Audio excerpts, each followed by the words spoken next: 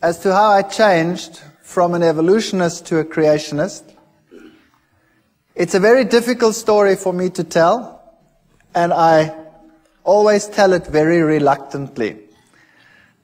So if I stammer here in the beginning a little bit, you must excuse me as I get over it. I don't like digging it all up again.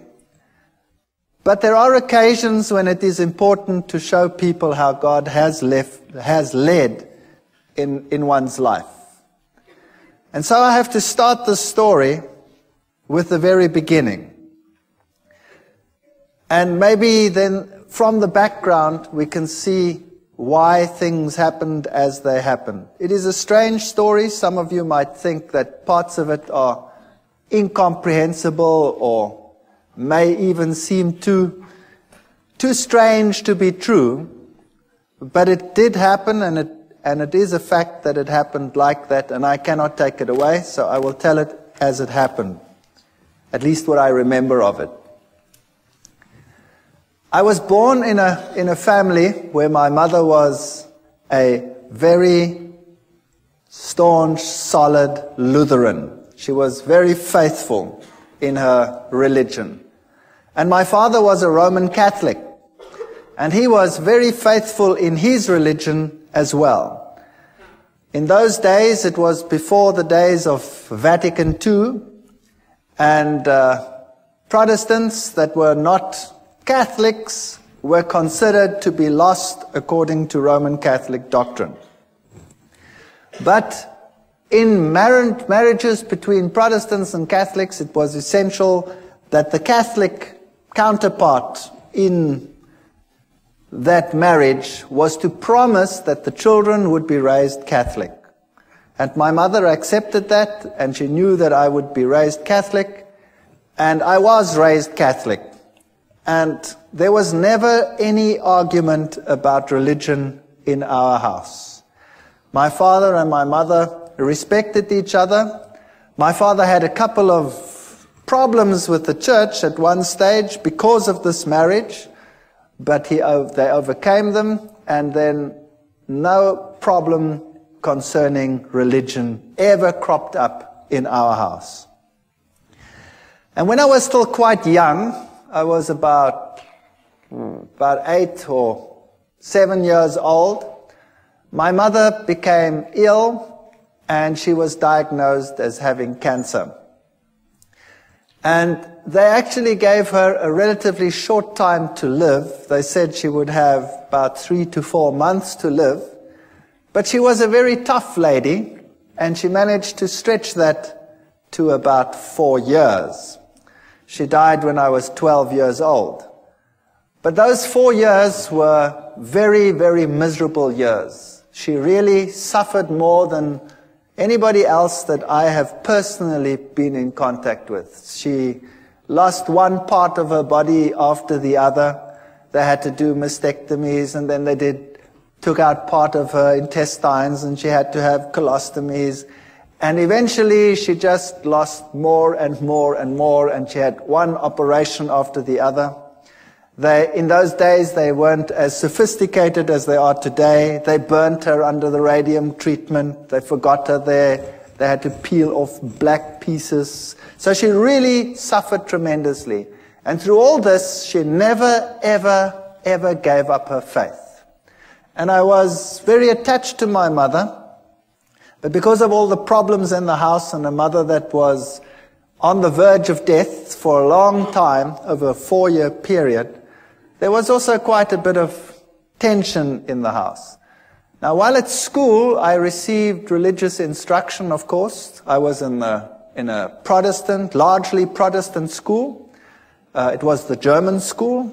And I received religious instruction separately. The Catholics went to the nun, and she gave religious instructions. Now, I've met some very nice nuns in my life. And I've met nuns that are really gentle and soft people and are very nice to everyone around them. But this particular one, where I received religious instruction, was a very hard person, according to my youthful experience that I had at that time. And she would constantly tell me that it was such a sad thing that my mother, who being Protestant, would not see the kingdom of heaven, but that she would roast in hell forever and ever. And I resented this very much because I was very fond of my mother, particularly since she had such suffering in her life. And this carried on for about 4 years, while my mother was sick. And the more it carried on, the more rebellious I became about the teachings that I was confronted with. I used to attend church very regularly. I had to go to church every Sunday with my father. I went through all the things like communion and all the things that Catholics do. And I became so resentful in the end that I used to be incredibly cheeky in the religious instruction class. And I was then thrown out of the class and told that I was to sit outside in the courtyard. And then for a few years I had living hell in that school, because the headmaster was somehow in cahoots with all of this, and whenever he spotted me, he used to thrash me. And I used to take this quite well. I can be quite arrogant, or I used to be very arrogant. Maybe not quite so much anymore, but if you bonks me on the bean, maybe the old man will surface. I don't know. I fight against him all the time. And he used to thrash me, and I remember distinctly I used to bend down, and he used to hit me once, 2, 3 times, and I used to ask him, "Are you finished yet, or is your arm lame? What's the matter with you?" And he used to get so angry that he used to really whack me, and when he got to 6, then I'd say, "1 more please, because then I can take you to court. You're only allowed to hit me 6 times. That's the law." So I wasn't very popular. But the point arose where I was sitting in the class one day, in the religious instruction class again, and this lady, this nun, told me again that, people who were like we were, and particularly my mother, would go to hell forever and ever. And I got so angry, I took the catechism book and I tore it and I threw it at her feet, and I told her in not too kind a language, even for that age, what she could do with her God. And I was thrown out from that day on a permanent basis, and I had to sit outside in the courtyard, whether it rained or whether the sun shone. And my life in that school was an absolute misery. I never told my parents. Nobody ever knew what was happening. There was another teacher as well who used to call me to the front. Before the class even started, "Would you please come to the front?" And I'd go and stand in the front, and he'd hit me left, right, and threw me out. So I was being thrown out of 2 sessions on a regular basis, and I became an impossible child. I used to sit up in the trees when they come and look for me, the teachers, and I'd have these pine cones, and I used to throw them.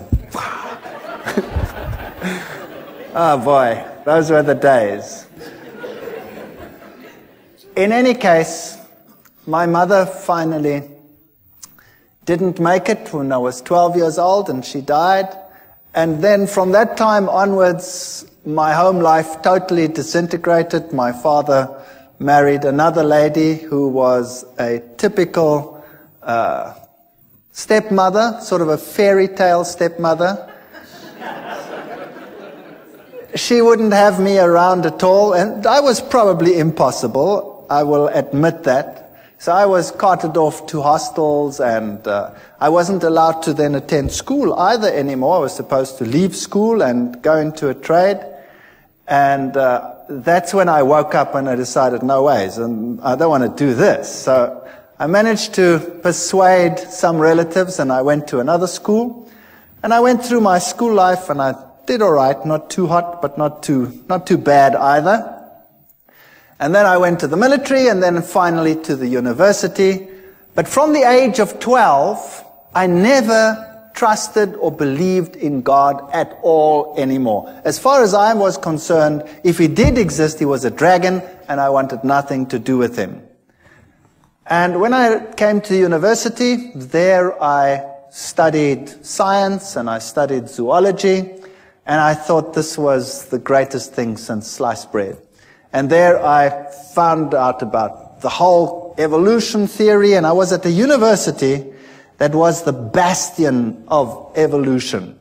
Evolution was dished up for all meals. Every class had an evolutionary basis.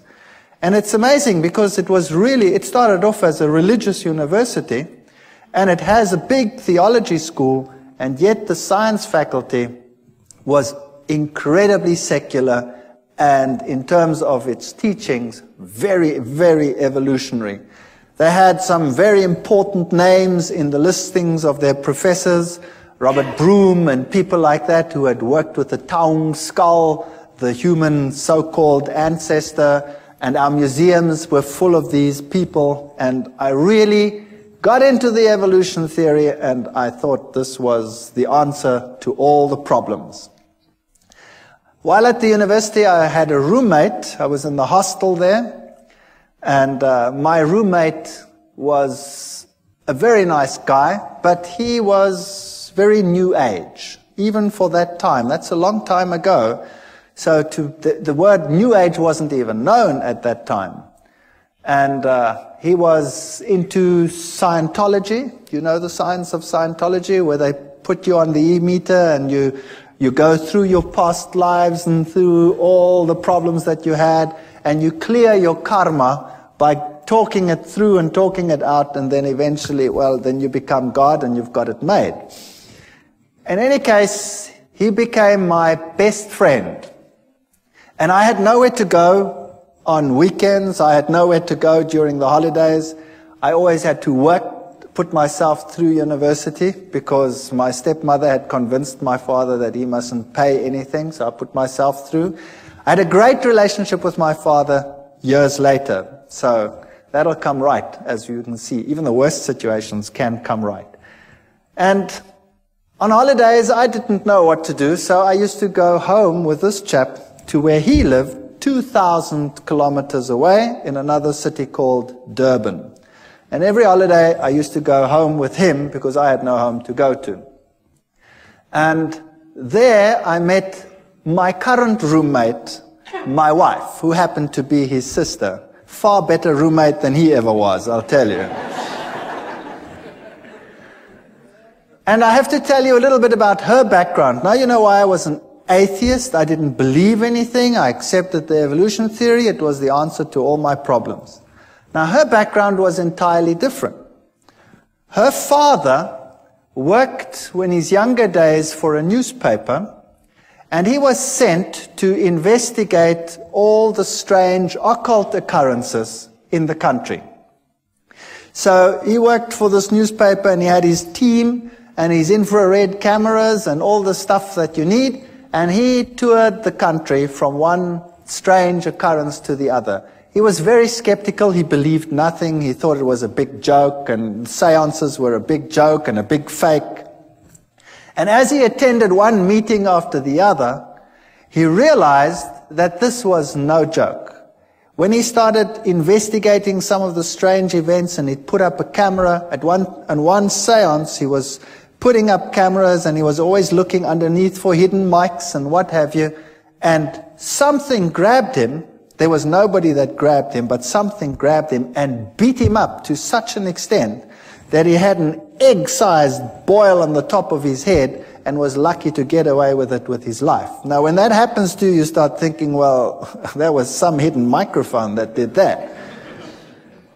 And he came into situations which were so strange that he became involved in them later. Situations like a house where, when the little child had been sent to bed, the shoes would come walking through the room. And another situation where a newborn baby used to scream hysterically, and when the parents came in, they'd always used to find the baby on top of the cupboard, newborn baby, out of the cot, on top of a cupboard, and they'd walk up and just manage to save the child as it fell down. Now he went to that house and he sealed every single window, and he had his guards outside because he thought, somebody was playing the fool. And he kept the lock and he waited there, and sure enough the child screamed and he went in, and there the child was on top of the cupboard, and he just caught it as it fell down. There was other occasions when in a certain house human excrement was flying around. And he sat in this house and it started howling, and the human excrement started flying against all the walls. Strange, strange occurrences. Witchcraft of the worst kind. There was one house that was plagued by a baboon that used to come in and tear everything apart. That's a big ape. And it tore everything apart, and it terrorized this family, and they could never catch it. And then one day they shot this baboon as it came in, and it ran out, and the blood trail ended up on the veranda outside. And as they came out, the blood trail ended, and there lay one of the workers dead. So this was typical African witchcraft as you find it in Africa, in some places even today still. And this convinced him that there definitely was something going on, and he got into seances more deeply, and then he started learning that, there were higher mediums and lower mediums, the riff-raff mediums for the lower people, the higher mediums who communicated with the better spirits. And this is how he became involved in this type of thing, and then eventually he moved into the New Age sort of movement and became very high up in this sort of agenda. He wrote books on it, and he was very well received in those circles. Later in life, my wife's parents got divorced, and he married a lady who was also very, very high up in the New Age movement. In fact, she is one of the instructors in the Course of Miracles. She teaches people how to become Christs and to perform miracles. Incredibly evil situations sometimes in that house, and the occurrences that happened in my wife's house as a child were very strange indeed. They would have one chair where there was always someone sitting breathing heavily, and they had a cane that used to go walking and a rattling and sort of things like that. She grew up with this situation. To her it was nothing. She was used to it. Now to me it was very strange, and I was an atheist. I didn't believe anything. I tried to rationalize it in a scientific sense. And then when my wife and I got married, we moved to the city where I was in the university, and for years there was no real problem. And then my wife, we had the first child, the second child, and then the youngest child my wife was expecting when my father-in-law came to visit. And he moved into an outside flat that we had, an apartment, and there he stayed with us. Now thinking back, I know that this is where it all started. Because if you have an occult presence, then you will have this influence on your home for a long time. I can perhaps tell you that when we were just married, we moved very close to them, and there were very, very strange occurrences in our house. Absolutely horrendous occurrences on some occasions. Our dishes would fly through the rooms and smash against the walls, and things like that. Or you'd park the car and the car would rock and fall over against the side of the garage. We had very strange happenings on a previous occasion. But you forget about those things, and later on you rationalize them as well, and you say they didn't exist or they were strange. When my wife was expecting this last child, when my father-in-law moved in, she became very ill indeed. So ill that we didn't think that she would survive. And she was in hospital, in and out of hospital, and on a respirator, and she was very, very sick. And then we decided that there must be something wrong with this pregnancy, and the doctors had a look at it, and they said that the best thing to do would be to have an abortion, because the child was probably dead. They didn't have a scanner at that stage in those hospitals, so they couldn't tell properly, and they didn't know whether this child was perhaps dead. So we decided that we'd have to transfer to another place where they could do a scan, which we then did. And she was very ill. She had a very high temperature. And they did the scan. And this little fetus was only about so big. And he was perfectly well. And he was sucking his thumb. And we decided that we weren't going to do this. We were going to sit through it and see what happened. And eventually, through 9 months of hell, and of sickness and coughing, and more in hospital than out of hospital, my wife was discharged, the child was born, and this child was the most miserable child that you can imagine.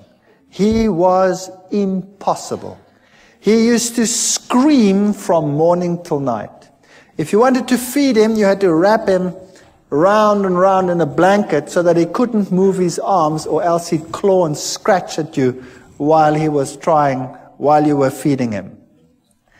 And if you put him to bed, he would scream and scream and scream. And so we had a technique where you sort of sit there and rock and rock and rock the bed until he finally falls asleep. Then you sneak off to bed and you try and fall asleep, and the minute you sleep, he screams again. And this carried on for months. It was absolutely chaotic. And nothing you could do could console this child.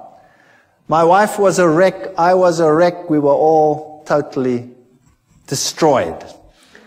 And then one night at 2 o'clock, I had a dream that I was being strangled.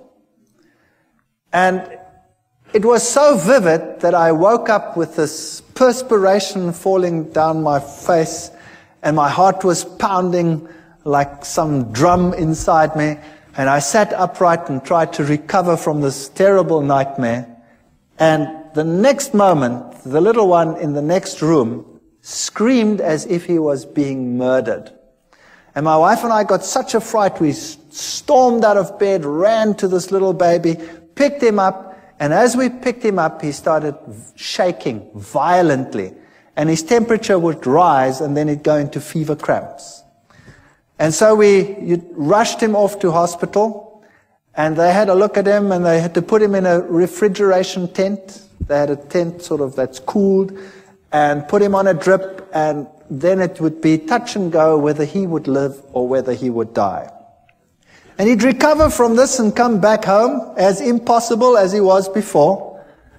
And it would go fine for about 2, 3, 4 weeks. I can't remember what the gap was in between. And then precisely 2 o'clock at night, exactly 2 o'clock, it was uncanny. We had a clock on our bed, and it was a display clock, so you could see exactly 1400 hours and 2 o'clock, whatever it was, 2 o'clock in the morning. That's when I woke up with this terrible feeling that I was being strangled.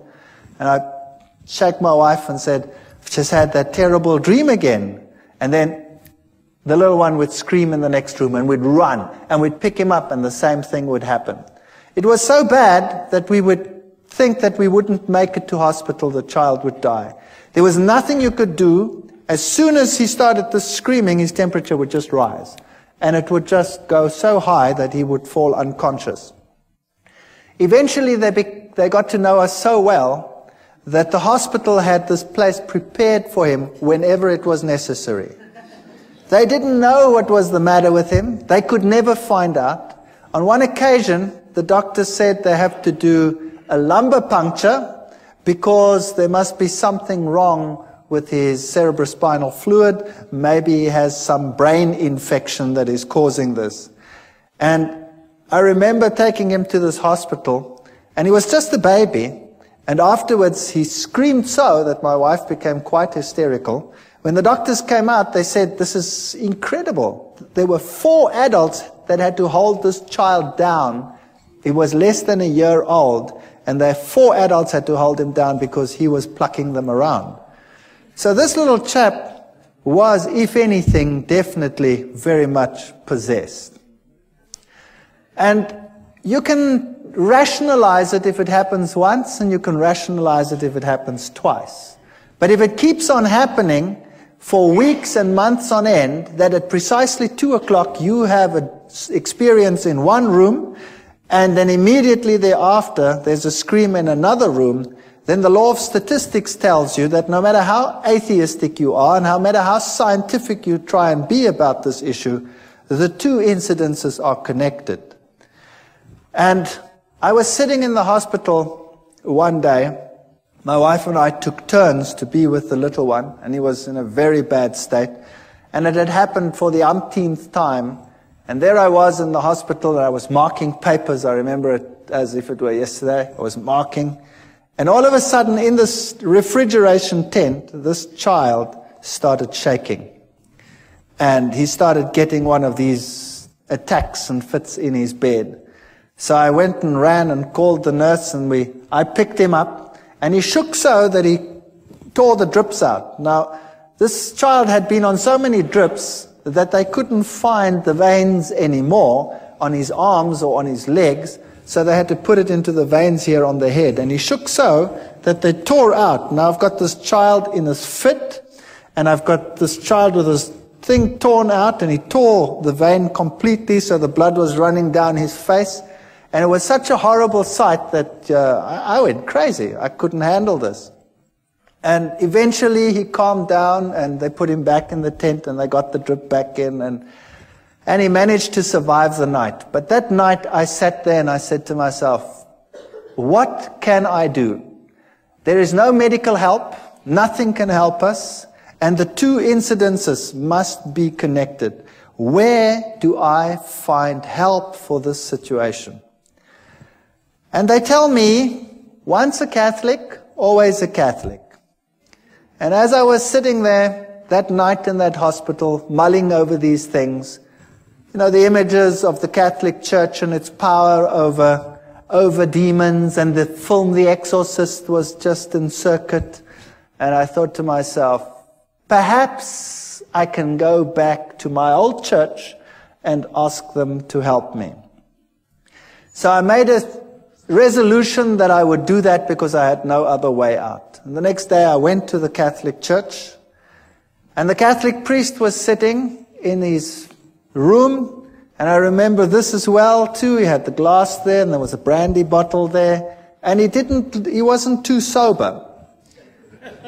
And I went up to him and I said to him, I'm a Roman Catholic, but I don't come to church, and I have a problem. And he said, well, what is your problem? He was very nice. And I said to him, well, I'm an atheist and I'm a scientist. I don't want to talk about this thing like that. And I sort of ummed and ahed, and I said, well, I have a problem at home. He says, well, what kind of problem? I said, well, it's a problem concerning strange happenings in my home. And he says, oh, no, I want nothing to do with that. And he said, it's not my field.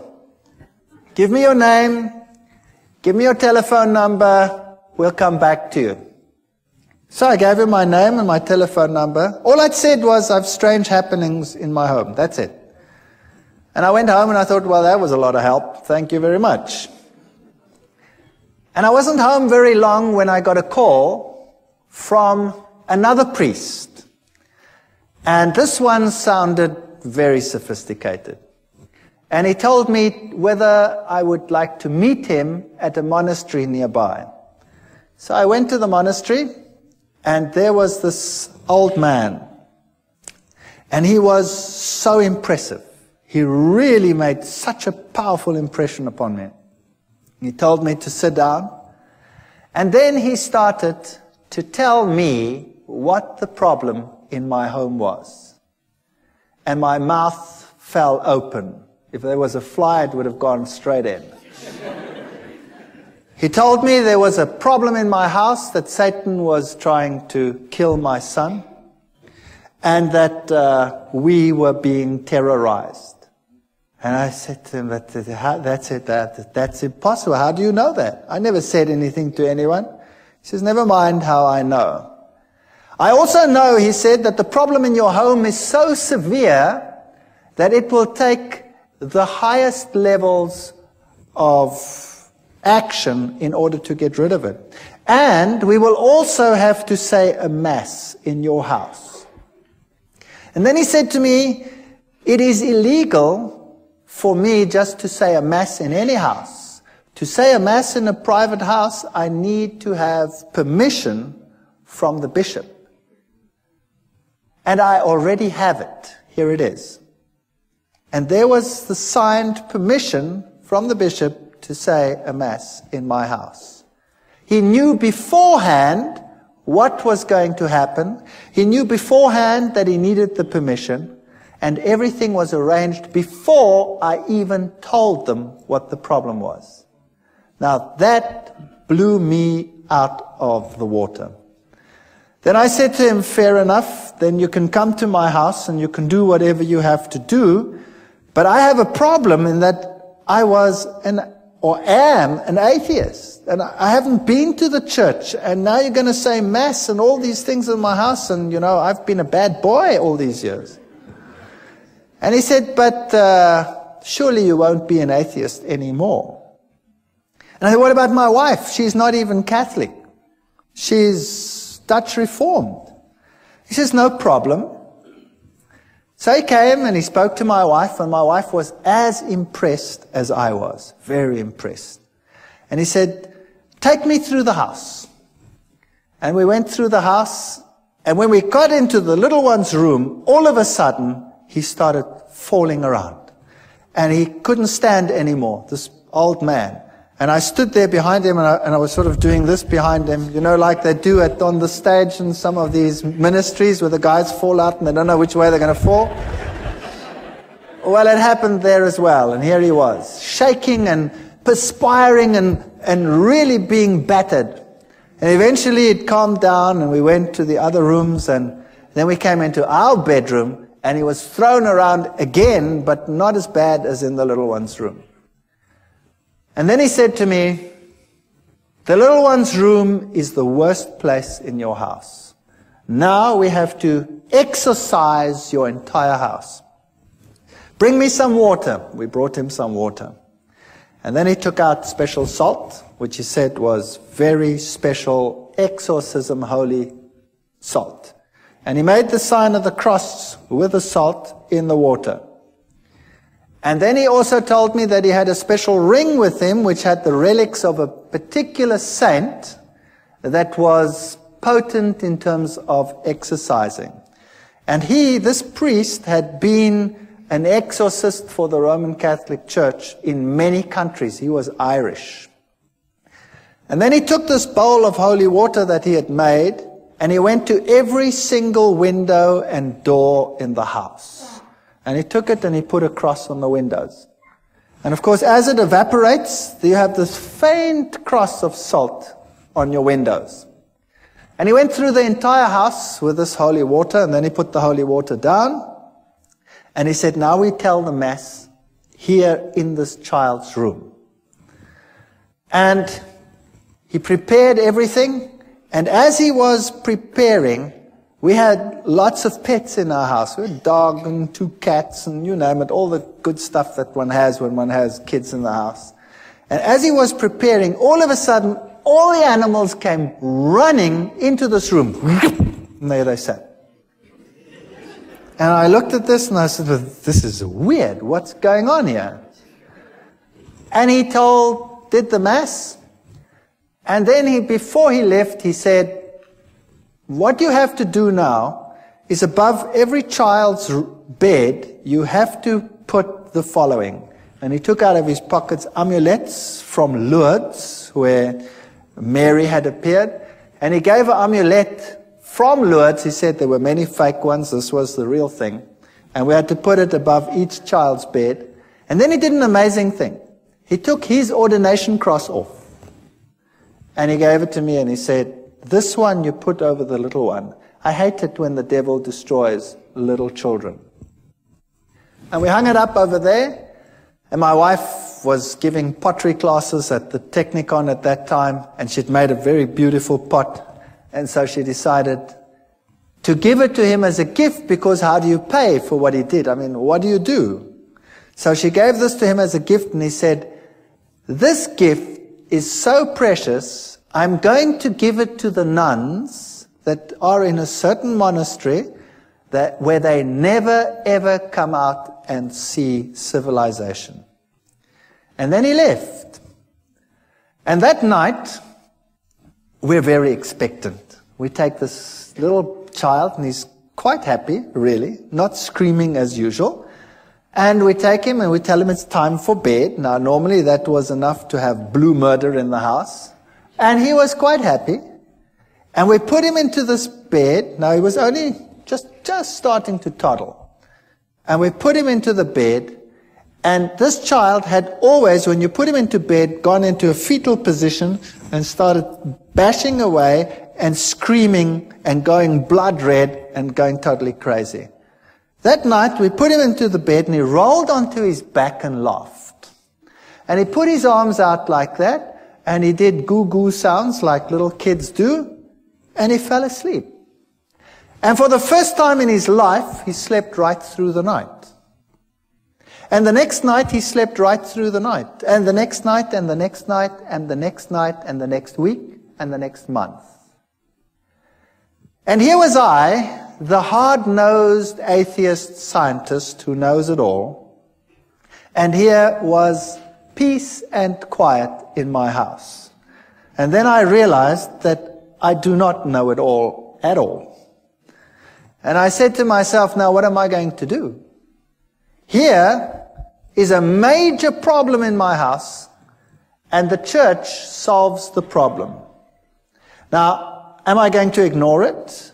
Or am I going to say, there is a God, and I have a responsibility towards this God? And I wrestled with this for a number of months. I really wrestled with it. And my wife wrestled with it. And then I said, well, I have no choice. I have to go back to the church. Fortunately, my oldest son was at the point where he has to go to communion classes, so that gave me an alibi to go to church. So I went to church, and this one or two students, it's a small university town, still say, what are you doing here? I said, well, my son has to go to communion, you see.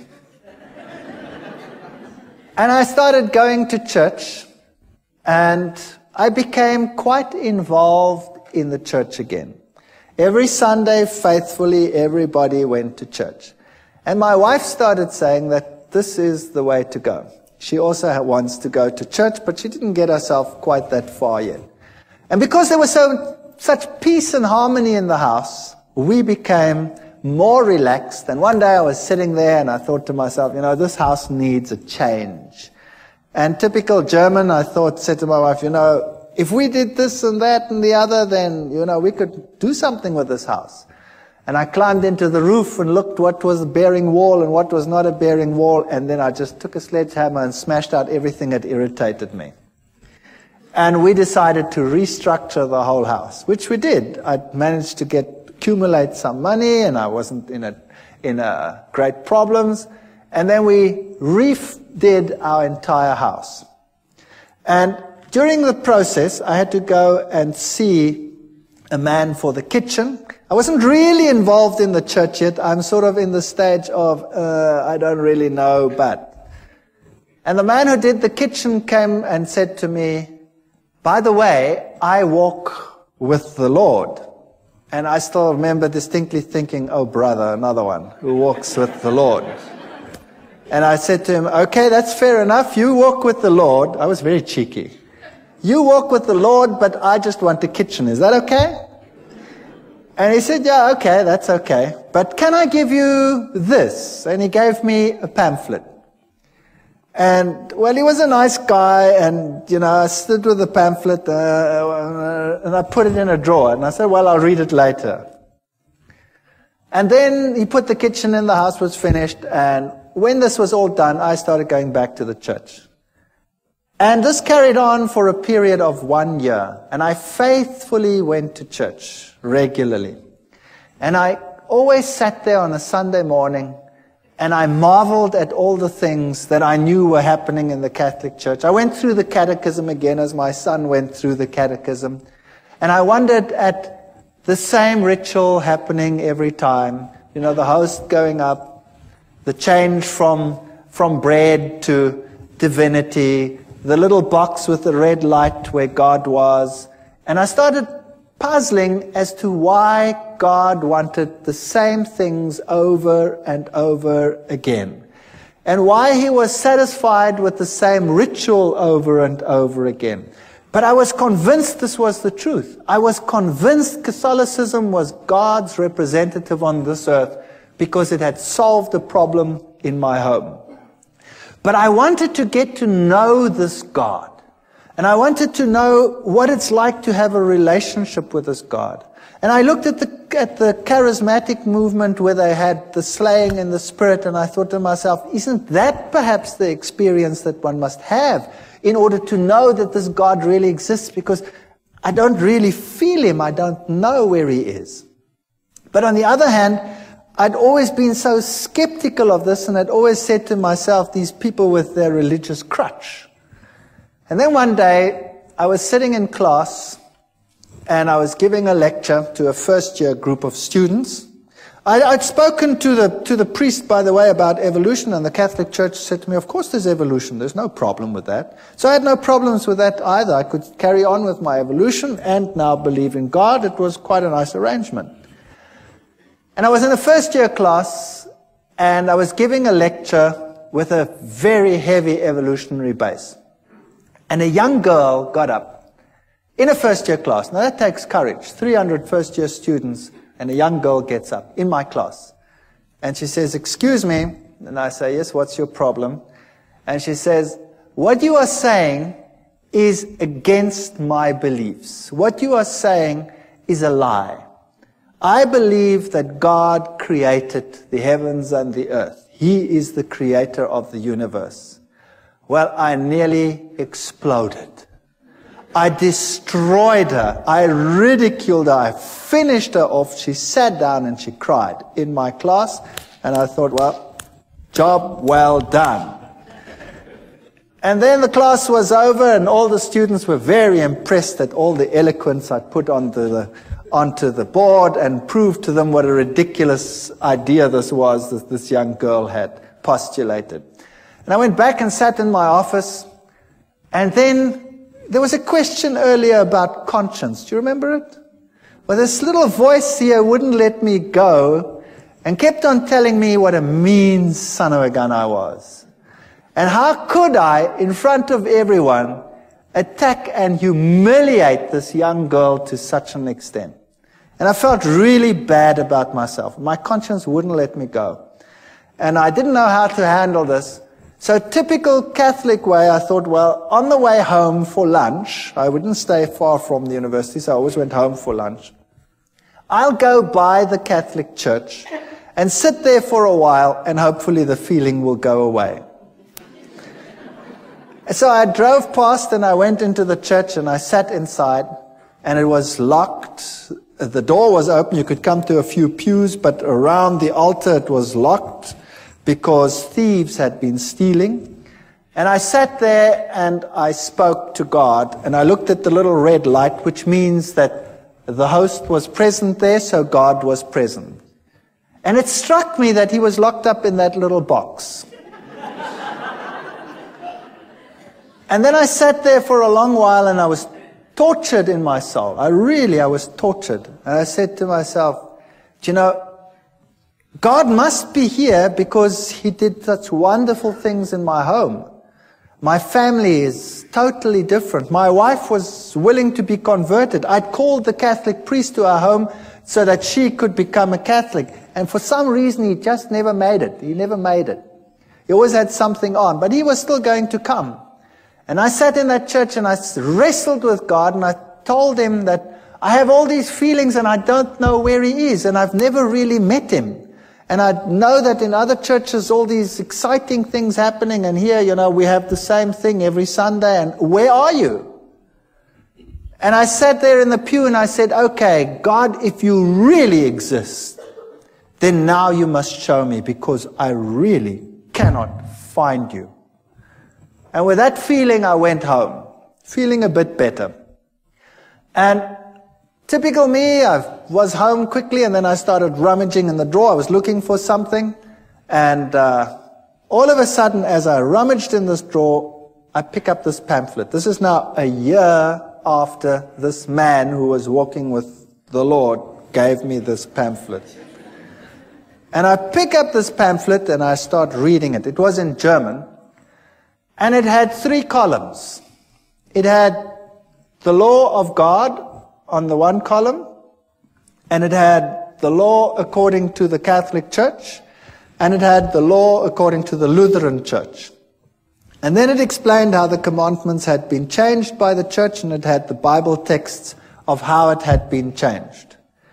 And I thought to myself, now, what rubbish is this? This is absolute garbage. And I said to my wife, I didn't say that, I called her by her name. I said, have we got a Bible in the house? And she said, no, I don't think so. I don't think there's a Bible. I said, surely there must be a Bible in the house. We've been going for church for almost a year now, and there's no Bible in the house. There were lots of catechism books in the house. So I grabbed the catechism book and opened it up and looked, and sure, the commandments as on the pamphlet were identical to those in the catechism book. And then I remembered an old box that an old lady that had died had left me. And I'd put it in the garage after having sorted out some of the things. And I remembered there were a whole lot of books, and I knew that little old ladies probably would have Bibles. So I went outside in the garage, rummaged in this box, and sure enough, here was an old Bible, an old German Bible. So I went inside and opened it up, and there it was. The 10 Commandments were totally different to what they were in the catechism book. And this puzzled me. So after 1 year, I phoned this cabinet maker, and I said to him, remember me a year ago, you put a kitchen in for me? He says, you know what? I've been trying to phone you all day. I had this feeling I must phone you, but I don't know why. What's the matter? I said, will you please come round? You left me a pamphlet that I want to talk to you about it after 1 year. And he came round, and he was a nice guy. And we started talking, and then we started talking about the scriptures and about the Bible, and we started talking about the book of Daniel and the prophecies pertaining to Daniel chapter 7, and I went through it with him, and we wrote, and we worked till about 3 o'clock in the morning. And he came the next day and the next day, and in 3 days we'd gone through Daniel and Revelation, all the historic facts and all these things, and I wouldn't believe a word of it. And then I decided that the only way we're going to resolve this is if I check whether every one of those facts is really so. Whether those kingdoms and those kings and all these things are really so. So I went back to the university, to the history department, the theology department. I got everything that I could lay my hands on, and I checked and verified, and it was really so. And then I started finding out that the little horn of Daniel chapter 7, if you take it as the Bible says, can be none other than the Roman Catholic Church. What a shock that was to my system. Then I got the Protestant view of the little horn being Antiochus Epiphanes IV, and I went through all of that and found out that it can't be him because none of the criteria fit. And also how the scripture had been changed on some of these points. But to be fair, I invited the Roman Catholic priest to my home. And I said, would you please come to my home? I have to talk to you on an issue. And he came. And my wife was there and I was there. And I took the Bible and I took the chapters in Daniel and I went through with it in detail, and I showed him the change of the commandments and all these things. And then he said to me, I can't talk to you on this issue because I'm not into scripture at all. And I was stunned. Here was a priest and he was not into scripture. He says, we have some specialists who are into scripture. But it doesn't make any sense to me, he says.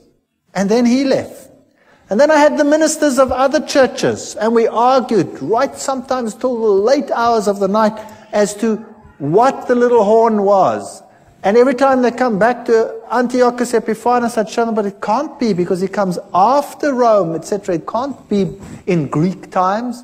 And eventually they would all leave as well and say it can't be any other way. So I was confronted with this tremendous dilemma. And then the worst thing of all was we started talking about the Sabbath, this other man and I. And we went through the whole Sabbath thing. And then I said to him, but this is ridiculous. How can you keep a commandment which you keep because the Lord created in 6 days, the heavens, the earth, the sea, and all that in them is? That's ludicrous. Everything came into existence through evolution. And he said, no, it came into existence through creation. God created it. You know, and the little girl pops up into my mind. And I said to him, but that's rubbish. He says, I'll prove it to you. I said, you try. And he tried. The next day he was at my house with a pile of books like this, all on creationism, and he gave them to me. And I remember going through those books. I was sitting in my office. I used to give my class and run back, and I went through those books very quickly. And I gave them back to him in a very short time period and said, there are your books. And he says, what do you think? I said, I've never read so much garbage in all my life. So he said, don't worry, and he brought me another pile like that. And I went through that lot, and it was so confusing and so full of garbage. So I gave it back to him. And I said, it's so unscientific, I cannot accept this. So we argued about God being a creator or not a creator, and I would kill him with science. I had all the terminology. I was a lecturer. I was an evolutionist. I knew what to tell these people. I've been trained to wipe out people who oppose, you know, the scientist on any of these fields. And he got so frustrated with me. And then one day he was so frustrated, he says, you know what? I said, what? He says, I haven't got a problem with evolution creation. You have a problem. You solve it.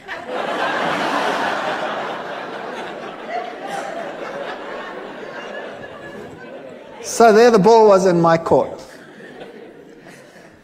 In the meantime, things were happening again in my house. The little one would again become miserable every time it was time for bedtime. He again became grouchy and screaming and what have you. And we also noticed that whenever we had a moment of peace, my wife and I, we studied the scriptures like, I cannot tell you how we studied it. I finished a Bible. In 2 months I had to throw it away. It was finished. It fell apart. And my wife was studying. And she had tremendous problems with this Sabbath idea. It made no sense. It was so stupid. And nobody at work knew what was happening with me. And one day I came to work, and the secretary in the department came up to me and said, I've got something for you to read. And she handed me a pile about so thick of documents. And when I looked at them in a spare moment, I saw that it was a long piece of writing against the Sabbath. And it was written against Seventh-day Adventists. And this stunned me because nobody at work knew what was happening with me. I mean, a scientist would never admit, you know, that he's now talking about and thinking about religion. That was ridiculous. My colleagues were all atheists. And I took this and I thought to myself, no, what am I going to do with this? I haven't got time with this. I'm wrestling with evolution. So I gave it to my wife. And I said, yeah, here's fodder. You go through this. Maybe there's a way out of all this. And she meticulously went through every statement. It was really a thick, thick thing written against it. And while I was wrestling with evolution, she was wrestling with that. And then one day she said to me, you know, I've been through every single statement they have. And every single one, I've put it next to the Bible. And every time, this is the word of man and the Bible has something else to say. So this document here has now convinced me that the Sabbath must be right. That was something. So a document written against the Sabbath proved to her that the Sabbath was actually very important and right. But I still had a problem. a major problem. I couldn't accept it because I'm not going to keep a day for creation that took 6 billion years, let alone 6 days. And the ball was in my court, and at that stage, everything started going wrong again in my house. And when we picked up the Bible, the little one would go hysterical. Whenever we had a spare moment, he would go hysterical. And eventually, he took a bottle of wine, we'd been drinking wine, and he smashed it. I wasn't in the room at the time, but I just heard the glass breaking. And then we came out and he was walking all over the glass. And his feet were cut to shreds. His big toe was almost severed. So back to hospital, they sewed the toe back on, and it was a nightmare from then onwards in our house. And I was wrestling with the Sabbath issue. And I stood in the library one day. We had the biggest evolution-based library in the Southern Hemisphere at that university. And I said to myself, there must be a solution. And I said in my mind, God, if there is something wrong with this theory of evolution, then I haven't found it yet, and you must show me. Because nobody else can show me. And I went into this library, took out a book, and as I walked out the door, a colleague stopped me and he said, hold it. There's another book you must take, which is the same book as that one, but the new edition, it's on the back shelf. Very strange. So I went to the back and I took that edition as well. I took them both and I went to my office. And then I started reading. But I started reading them both at the same time. And then as I looked at the one, the old edition would say that there is a major problem with the cetaceans, with the whales, because they appear suddenly in the fossil record fully formed. And there is no evidence that the one gave rise to the other. The new edition would couch it all in scientific terminology, would say cetaceans have an ancient origin and evolved from such and such to such and such and such and such and such and such. And I went through them, one model after the other, and the old one would admit to the problem, the new one would never admit to the problem. And that's when I started thinking, wait, there's something wrong here. There's something fishy here. And whenever I went into the library, it was if some miracle would happen. I would take out something, and the very next thing I would take would be exactly the opposite on the same issue. And very quickly, I had a big pile. And then I was giving classes at that time in genetics, and I started thinking about this. And then I started working out this genetic thing, and much as like we did over here. And I started thinking about what are the problems. Let me now objectively, just for once, sit down and think, what are the problems? And I came up with such a pile of problems that it stunned me. And something must have been helping me, because the problem list was so enormous, it was unbelievable. And then one night I was sitting at home, and child was impossible. He went to bed, and we went to bed. 2 o'clock at night, I had a dream. I was being strangled. And the little one screamed in the next room, and we ran, and the same thing happened. But he didn't get so sick that he had to go to hospital. He just got a very high fever, and we could handle it somehow at home. And then I contacted this other person, and I said to him, there's something very strange here. I know that from the scriptures, the system, the Roman Catholic system, cannot be God's system. And yet, we had this problem, and I didn't want to tell him about it. And then in the end, I half told him about it, but not completely. And he said, don't worry, we'll pray.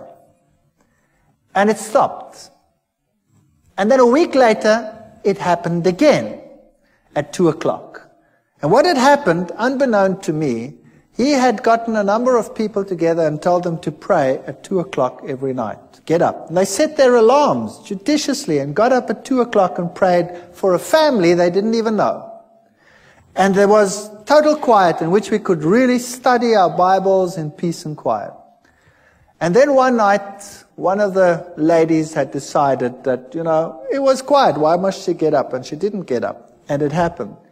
Now, thinking back on it, God doesn't need the prayer of that one little individual. But there were lessons in it that would later be important to me. That God wants unity amongst His people. and everybody must stand together on an issue. So it was a lesson for them as well as a lesson for us. And then it came to the point where I knew that I cannot sit on the fence forever. Either this is the truth, and I'd studied it and I'd verified it. I'd had lecturers talk with me on the Greek meaning of this and the Hebrew meaning of that. I verified the historic facts. I'd looked at the prophecies. There was no other way in which it made any logical sense whatsoever. I'd studied what the other churches had said. It didn't make sense. And I knew a decision would have to be made. There was no way out. And I decided I was going to do it. I was going to make the decision. No matter how ostracized and how weird this church was to me, the first time my wife saw Adventists, she burst into tears. They ate so strange. They were so different to what we were like. I remember the man said to me, "Don't you want to come to one of our services?" And I said, "That's Sunday. That's my day off. I walk around in jeans and a t-shirt and slops. And I'm not going to any church whatsoever if I can't go exactly like I am. Because if I went to the Catholic church, I went in jeans and t-shirt and slops." He said, "That's fine. Come." So I went to the Catholic church, to the Adventist church, and I sat there in the back. And I looked at all these people with their suits and their ties, and I thought, yuck. And they all looked at me, but they were all pleasant about it. And strange things like that. And I didn't like the setup. I didn't like what they looked like. They looked so different to everyone else, you know. My friends were rough, and they would make coarse jokes and all kinds of things. And these were so different. My wife burst into tears when she saw this. She said, "I don't want that lifestyle. I want my old lifestyle. We used to sit around the swimming pool and drink beer and have friends over and, have parties and stuff like that." And they were so different. It's so night and day difference that you think you could never be happy over there. She cried and cried and cried, but knew somehow she'd have to go back in any case. And then one day I decided that I couldn't take it anymore at work with all this evolution teaching. And another strange thing happened. I was asked by the then head of the department to lead a evolution discussion group with the postgraduate students about 2 weeks later. Everybody gets a turn, but mine wasn't for months. Something happened and mine was moved forward. Now I sat with a major problem.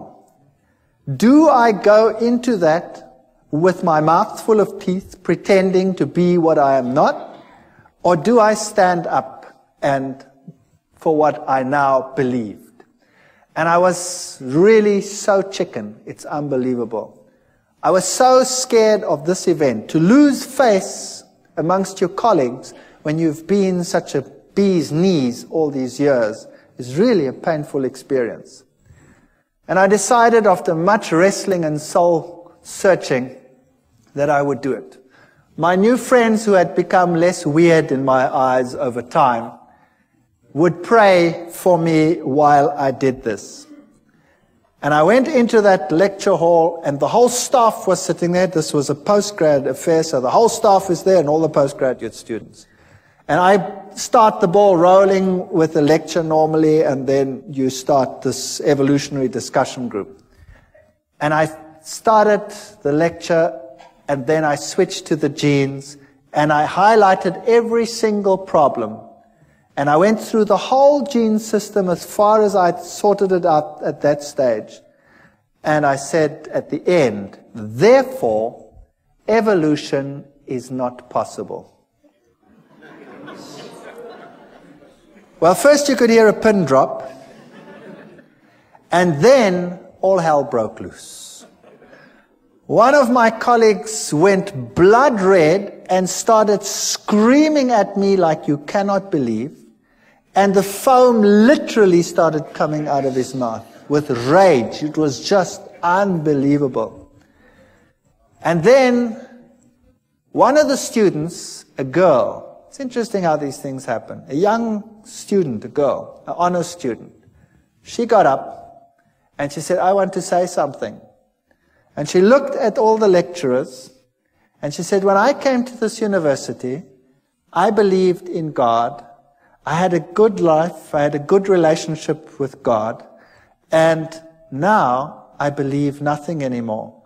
I've lost my faith. My life is falling apart. And you have robbed me of my faith. And now Dr. Veight is giving this lecture and showed me now that you had been misleading me. Can you imagine what happened in that department? That was the end. My life was not worth 1 cent in terms of my scientific credibility. I was finished. When I walked down the passage, my colleagues would turn around and walk the other way. And I decided there and then that it was impossible for me. Then we had a meeting, a special meeting where they decided that the basis of all teaching must be evolution. And of course, I couldn't go along with that. So I decided I would resign. So I resigned. And the head of the department said, you know, you can't just do this. I mean, I had a lot of students and I was quite popular amongst the students. And I had most of the postgraduate students were under my supervision. And then the rector of the university called me in. And the rector said I must come to him. And I thought to myself, wow, now I must go to the rector. What do? I've got nothing decent to wear. I've never possessed a suit in my life. I bought a suit to go and see the rector. Can you believe that? And when I put on this stupid suit to go and visit the rector, something struck me between the eyes like a hammer blow. It's just a personal thing for me. I thought to myself, now look what you're doing, you idiot. You go and put on a suit to go and speak to a man, but when you go to visit God, you go in jeans and a t-shirt. Purely a personal thing. I don't mind anybody coming to church in jeans and t-shirts. That's fine. It's just for me personal. And that bugged me. And then I went to the rector's office and I sat there opposite the rector and we started talking. And he talked with me for 1 hour. And it was very difficult for the university to get rid of me because I had all these students. And we started talking, and then eventually he said, you know, what if you decided that you do not rock the boat anymore? Then, you know, we could give you something better. Well, that would be a professorship. I was a pretty young guy. I would just about be the youngest professor in the university. And I looked at him and I said to him, the price is too high. And I will leave in any case. And then he says, that's very interesting. By the way, who do you think has the truth? And there I sat, my mouth full of teeth. Do I admit that I believe that some little sect that everybody detests has the truth? And do I say this to a man who has this high position in this university and in the government at large? And I said to him, well, you know, religion, Christ, the churches, whatever. I can't even remember what I said. And he said to me, no, that's not what I want to know. I want to know from you, who do you say has the truth? We went through the same ritual again. And he stopped me and he says, no, I don't want to know that. I want to know from you, who do you think has the truth? And I started off with this again, and in the back of my mind I heard this terrible cock crowing. 3 times I thought, oh.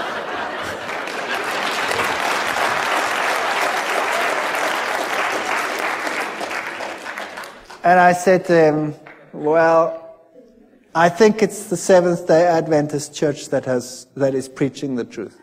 And I thought, now that's it, I'm a dead man. And he said nothing, not a word. He just said, oh, well, thank you very much.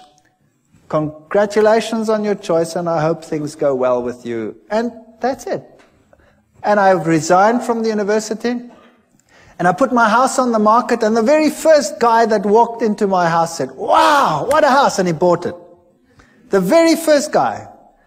And there I had this money, and I knew now my scientific credibility in the world was over. University was a career that I'd given up for my faith, and God would take care of me from now on, and things are going to be just honky-dory. I'm going to now take this money, and we're going to do something great with it. We're going to start a little farm somewhere, and we're going to get people to come, and we're going to witness, and we're going to do great things with all this money. And I got some guys together, and we started this thing. And then we planted wheat, and the wheat grew like crazy. And it stood so high that the farmers in the entire district came and said, "You guys, you were at university, you know something special." And I said, "Well, nah, we're doing exactly the same thing you're doing," but I think to myself, it's because we're walking with God now. That's why our grain is so much higher than yours. If you would do the same thing, then your grain would also be better. You see, once a Christian, boy, everything will go just great. And I was quite happy to be out of the university, and we moved out to this place, and we started this whole thing going. And then our money was all invested in the land, and we invested lots more money on loans and things for whatever is necessary to put in the wheat crops and all this sort of thing. And then a flock of birds arrived, such as you have never seen in your entire life. And they ignored all the farms with the little wheats on them, but they sat on mine and made it home. And they were just stubbles. And then, you name it, it went wrong. Sanctions came in against South Africa at that time. The economy was totally destroyed. Interest rates that had been at 3 and 4% shot up to 28, 30, 36% in some cases. And loans that were nothing to repay became a total nightmare. And the only means of making money was taken away, and we were totally destroyed. Everything I ever possessed was gone with the wave of a wand. It just ran through my fingers. And all the crutches that I'd been leaning on were gone. And the birds ate my fields. And I said to God, "How can you do this to me? How can you destroy me? How can you allow this to happen?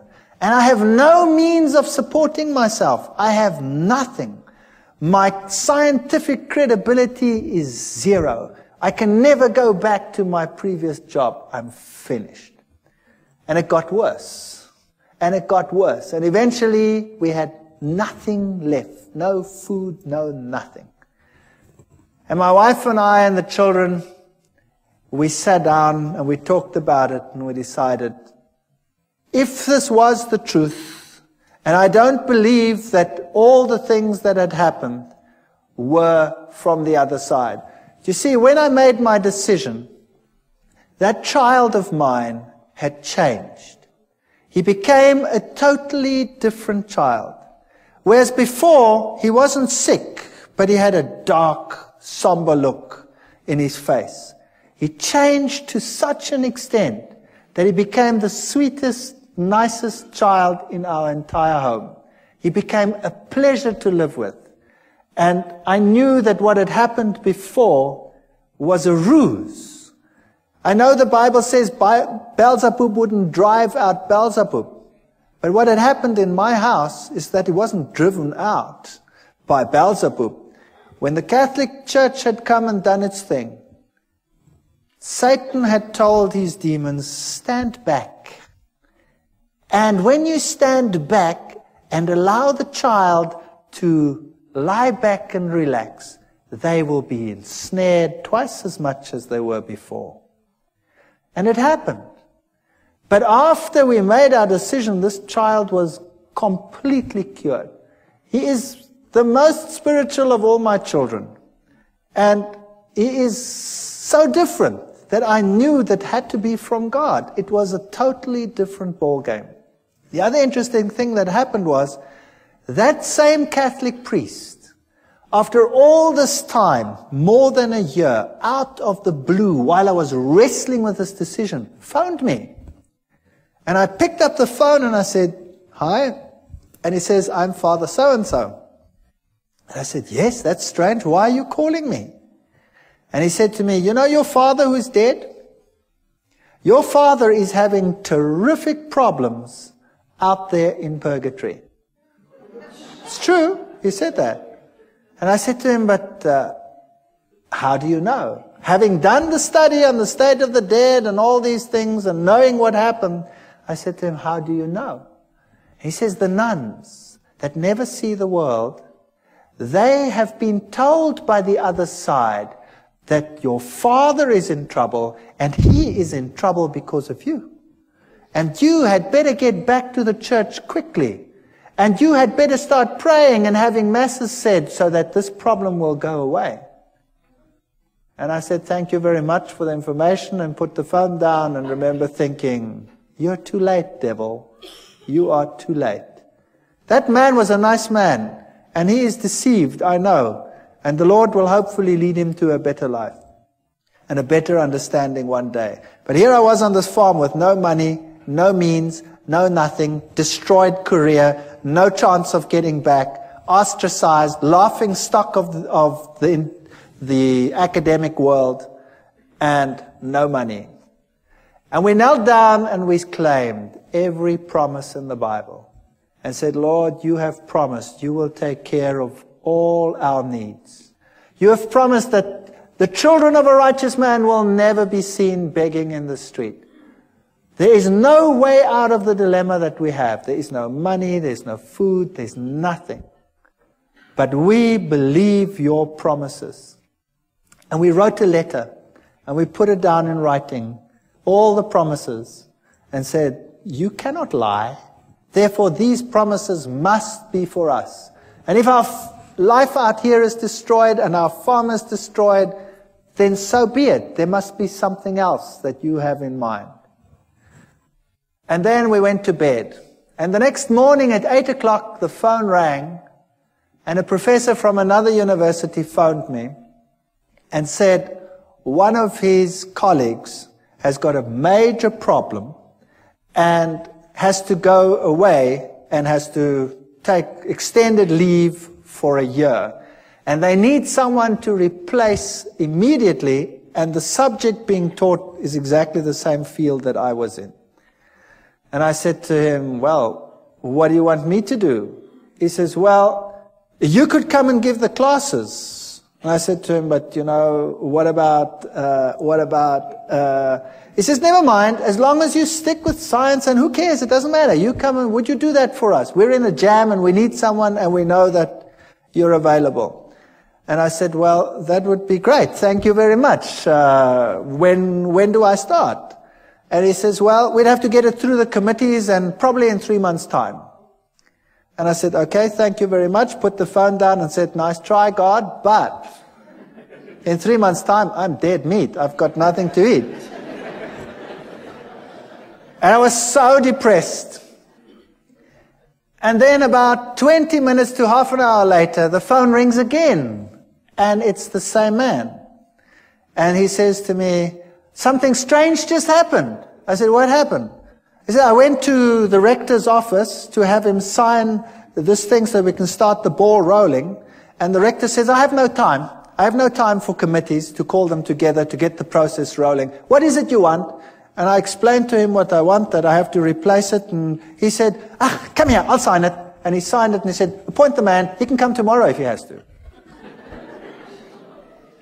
So I said, "Wow. So when do I start?" It was Thursday. And then he said, "Monday. You start Monday." I said, "I start Monday?" And I was in another little town, and I had a farm, and there were cows. I was bankrupt, and who was going to take care of these stupid cows on the farm? And 10,000 problems to be solved in one weekend. Impossible.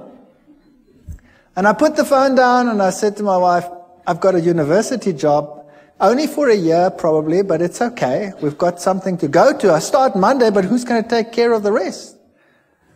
So we prayed. And we said, Lord, you have one solution. Surely you, knowing everything, must have the other solutions. And we had hardly finished when there was a knock on the door and a young couple arrived.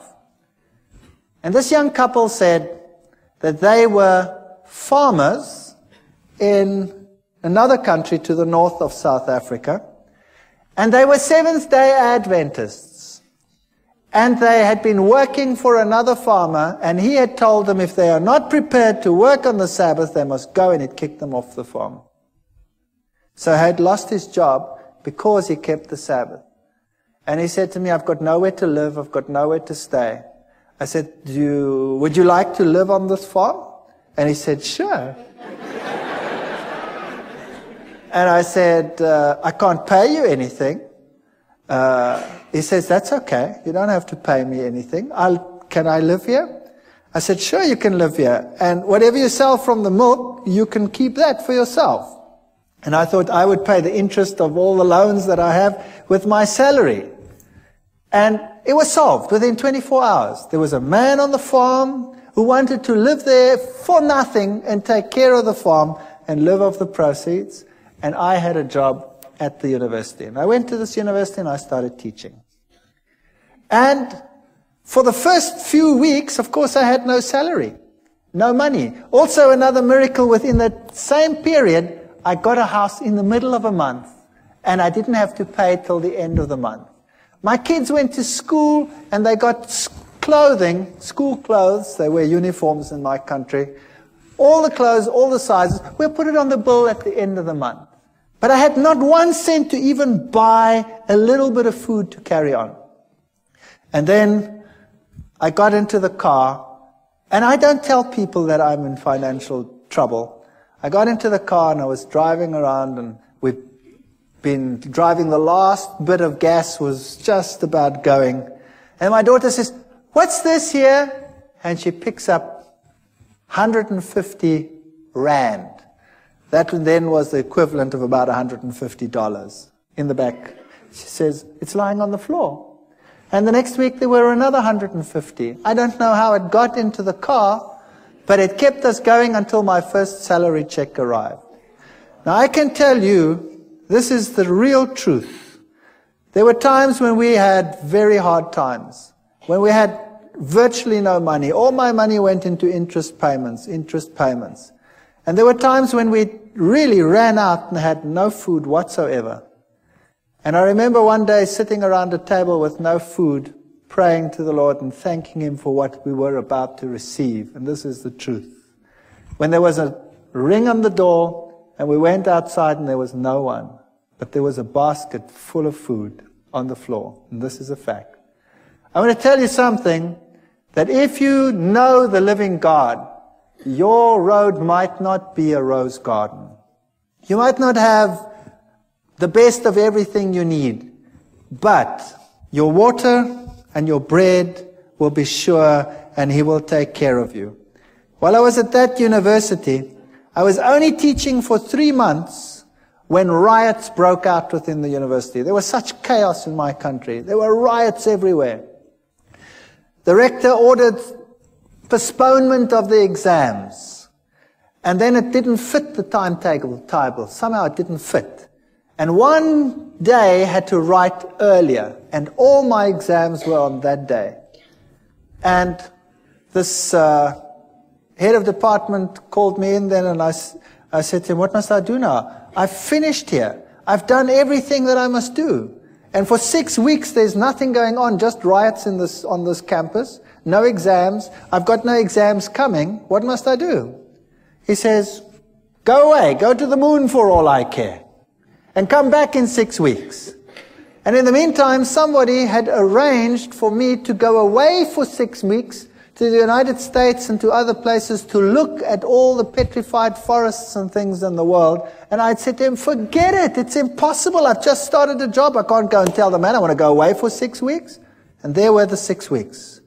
And I could go on the study tour. You saw many of the slides here. I could tell you one story after the other. I could keep you busy all night.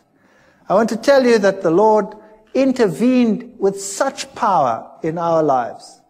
And as we went through life again, back at the university, they started respecting me for the science that I was doing. And eventually I was given a permanent position. And eventually I started right at the bottom again. I was senior lecturer, here I was just a lecturer. And eventually I became a lecturer, and then a professor and head of department. In spite of what I believe, in spite of what I say.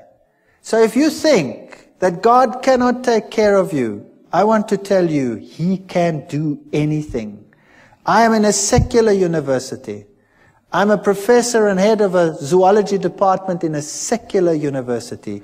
I teach and preach creationism, which is impossible in terms of human imagination. And in spite of it, I have that position. Never be afraid to stand up for the Lord and for His truth. If you are genuine, God will take care of all your needs. I don't know whether it will be forever. Sooner or later, someone will close the tap. But it doesn't matter. The Lord will have something else. And He is offering the same to every single one of you. Take a step for what is right. Do what is right. And the Lord will fulfill every one of His promises. Thank you.